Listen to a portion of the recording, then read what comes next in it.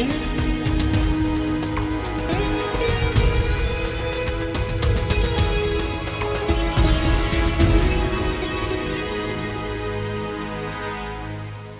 how do we use this to our advantage? Some good stories. About a year ago, I was doing a project for a company around the world, China, Argentina, Chicago, and Paris. We started with the Chicago office. It was a quick, we didn't get a lot of time to do recon. Talking to Pretty Lady. He's distracted, right? Find a group, walk right through, scan my phone like it looks like I belong. Alarms go off, walk right on the elevator. I'm like, oh man, my badge must not have worked or something. Everybody else was like, Nobody paid attention. Nobody cared. Nobody questioned me.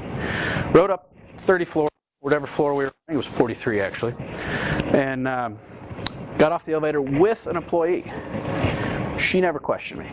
Now at that point, I hadn't been to the floor yet, so I hadn't do any recon. I get off and there's door here, door there. Our data center story now, in the past everybody was afraid to throw security in the data center because it would impact the performance of the data center. Those days have changed, okay? Because that's where a lot of customers get in trouble. They turn off their security in a data center to get optimum performance. You don't need to do that now. This box is a Swiss Army knife and can do all kinds of crazy things. You know, it can do web filtering, IPS, it's a firewall, URL filtering. It turns on the coffee pot in the morning, it checks the barometric pressure. That's all good and fine. But when you turn on all those things, you're slowing that box down, right? It might be with everything off, can handle all kinds of throughput. When you turn everything on, it squeezes it down. So then people I see will get into situations where they'll buy a solution, invest a lot of money in a security solution that can do a great number of things.